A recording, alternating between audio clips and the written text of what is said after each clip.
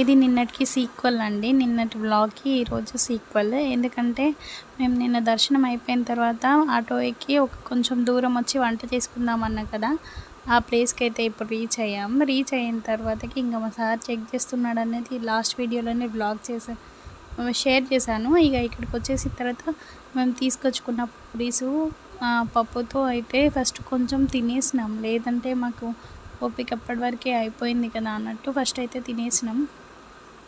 ఇంకా తినేస్తున్నప్పుడు కొంచెం మా అన్న మమ్మల్ని ఎంటర్టైన్ చేస్తున్నాడు, అందుకే నవ్వుతున్నాము. అంతలోపే కోతులు వచ్చినాయి అలా భయపట్టిస్తున్నాడు. మా అమ్మాయి భయపడుతుంటే ఇంకా ఆయన కొంచెం ఎంటర్టైన్మెంట్ లాగా అనిపించి కుళ్ళు జోకులు అయితే వేస్తున్నాడు. అక్కడ ఏంటి బొంగులు ఉంటాయి కదా, అవేం చెట్లు నాకు తెలియదు కానీ బ్యాంబూ చెట్లు ఉంటాయి కదా, వాటిని తీసుకెళ్ళవచ్చు మనం. ఎప్పుడు నేను అనుకుంటాను కానీ తీసుకెళ్ళాలని, కానీ ఇప్పుడైతే అలో ఉండదు కదా అని ఏదో డిస్కషన్ వచ్చింది, అదే కంటిన్యూ చేసాము. ఇక్కడ ఇది తినడం అయిపోయిన తర్వాతకి ఇంకా నేను చికెన్ కర్రీ కావాల్సిన పచ్చిమిర్చి, ఆనియన్, కొత్తిమీర ఇవన్నీ కట్ చేసి పెట్టుకుంటున్నాను.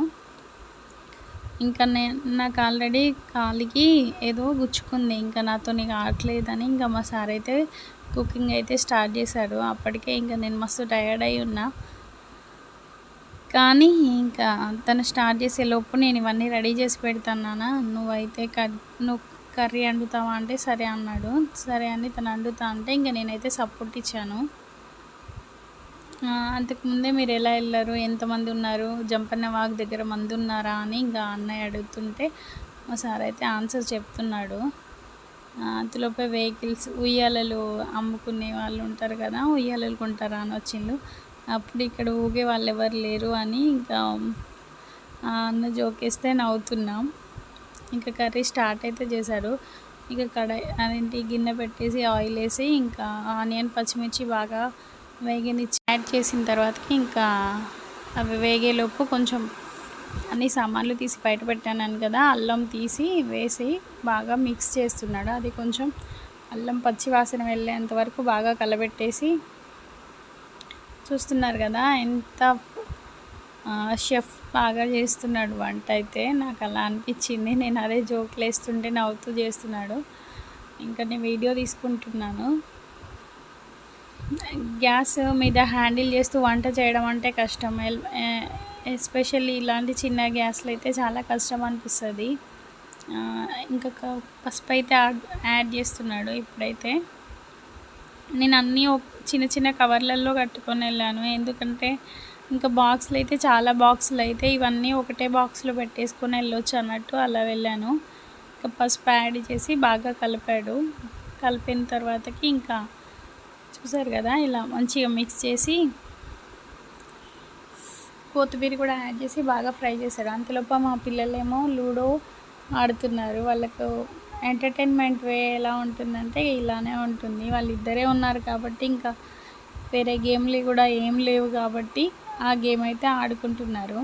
ఆడుకునేటప్పుడు వాళ్ళు ఫస్ట్ ఎగ్జైట్మెంట్లో ఉంటారు కదా, కొత్త మురుపం ఇత్తడి సరుకు అన్నట్టు ఇంకా కంటిన్యూస్గా ఆడుతూనే ఉన్నారు. ఒక గేమ్ 2 గేములు అయిపోయినాయి, ఇంకా ఆడుతూనే ఉన్నారు.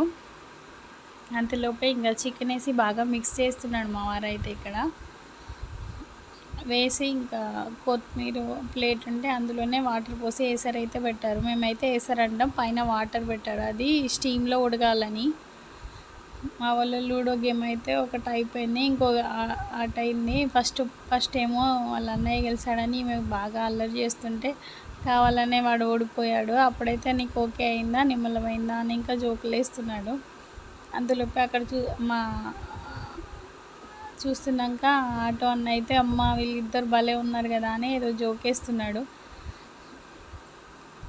ఇంకా ఆడుతూ అలా టైం అయితే స్పెండ్ చేశారు వాళ్ళు. అంతలోపే ఇంకా మేమైతే ఈ కర్రీ కూడా ఆల్మోస్ట్ అలా 70% అయితే కుక్ అయింది. ఇప్పుడైతే ఇక కారం యాడ్ చేసుకోవాలి మనం.